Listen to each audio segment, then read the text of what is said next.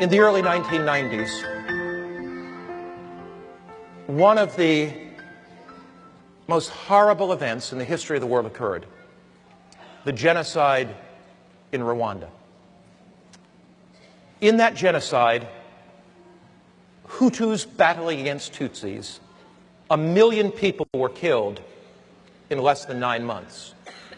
When the genocide began, there were 380,000 Adventists, Seventh-day Adventists, in Rwanda.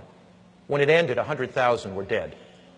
In 6 months, 100,000 Adventists were slain. Not because they're Adventists, but because they were part of the minority tribe. In recent years, I've traveled to Rwanda on a number of occasions, speaking in large stadiums. There are trials going on right now in Rwanda trying the killers. As we traveled there, I talked to my host, the union president, Eman Rutalinga, and I said, "Pastor Rutalinga, did anybody that you know die in the genocide?"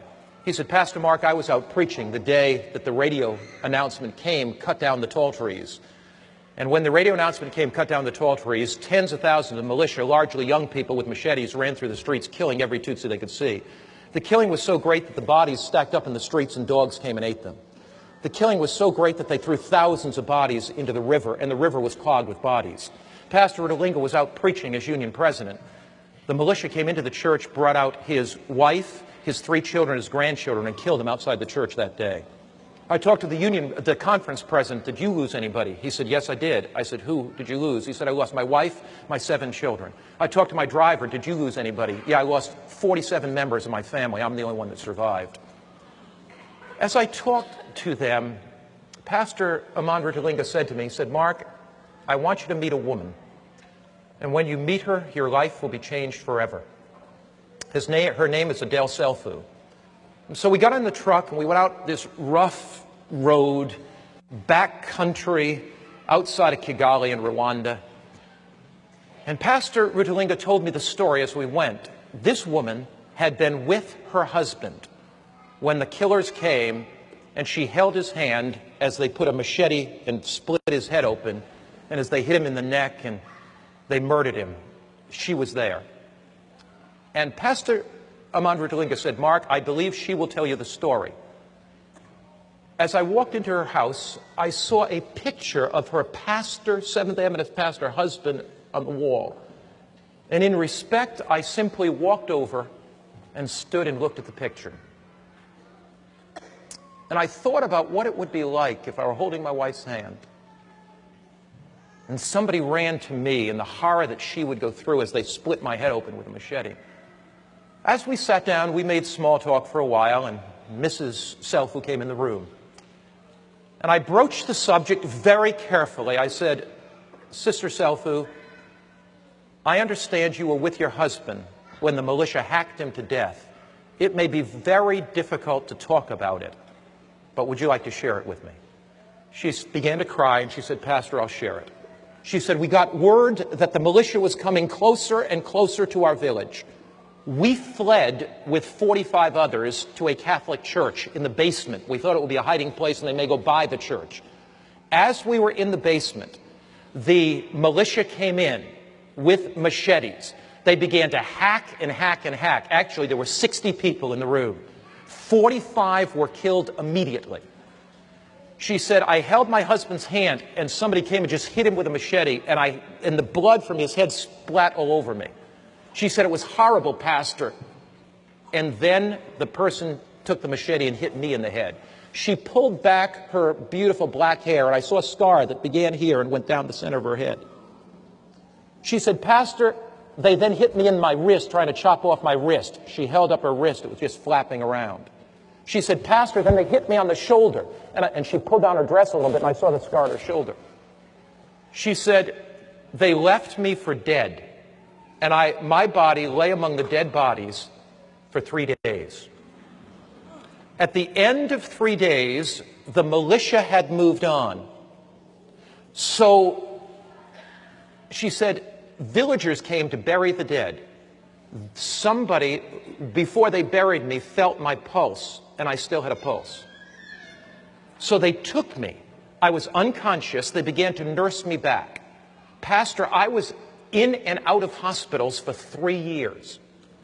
By this time, the forces from outside of Rwanda that were in the Congo fought their way back, liberated the country, and they built 18 prisoners for the murderers. They put 180,000 people in prison. Mrs. Selfo took 3 years to get back to health, but by now there was stability in the country. And she said to me, Pastor Mark, I have to make a decision of whether I'm going to be a bitter, angry old woman or not. And she said, I made a decision that my husband's death would not be in vain. I had the assurance beating in my heart that Jesus Christ was coming again, and that the thing that my husband would want would me to go to minister to the killers.